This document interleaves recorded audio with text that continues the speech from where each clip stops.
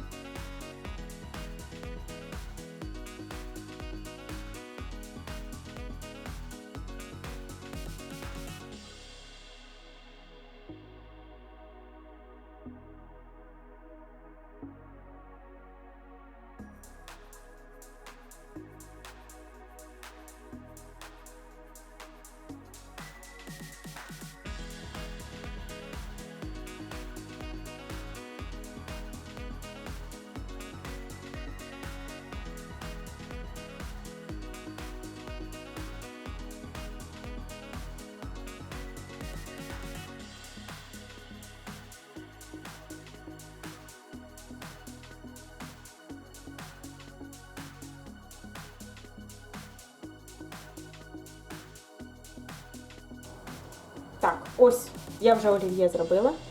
Получилося дуже смачне із свіжими огірками. Буду обідати.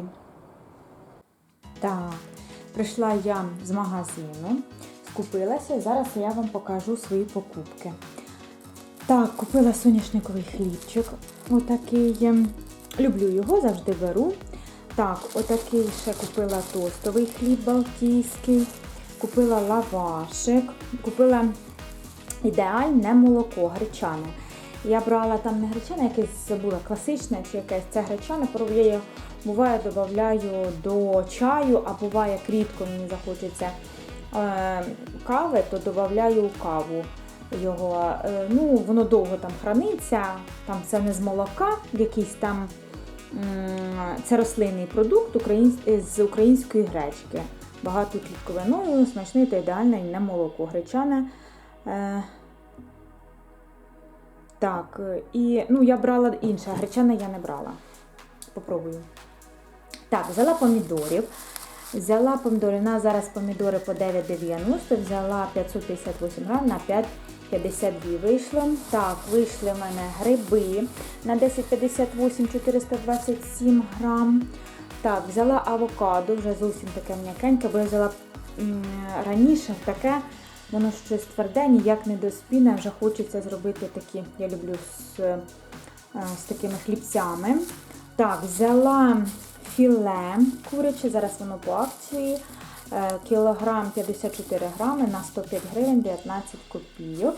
Так, взяла цю рульку свину, так, рулет ольховський, 50, вийшов в мене 50,74, 120,70 за кілограм. Огірки 13,60 зараз на 13,19. Перець.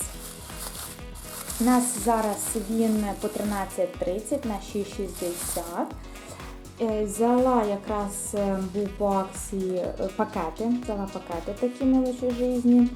І взяли 2 кг на корму лисюнчику. Так що ось такі мої були всі покупочки. Так, зробили ми маленьким таку загородку із прес-картона, таку загальну. Положили поки цю коробку, де вони спочатку народилися і були, бо вони вже потрошку починають вилазити. Поставили і Лесін туалет, її поставили тарілки, водичку і зробили з цієї сторони чуть-чуть менше, щоб вона перескакувала. І ще ми ставимо стульчик, так як вона вискакує на стульчик, і добре тоді перескакує. Так, зараз якраз вона їх почала кормити. Ну, верніше буде.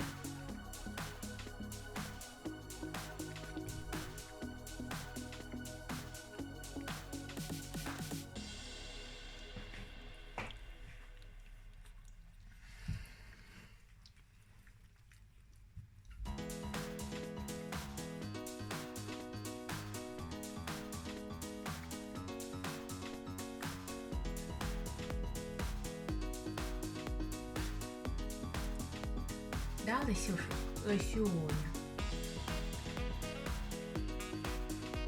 Мама порядки наводить дітям.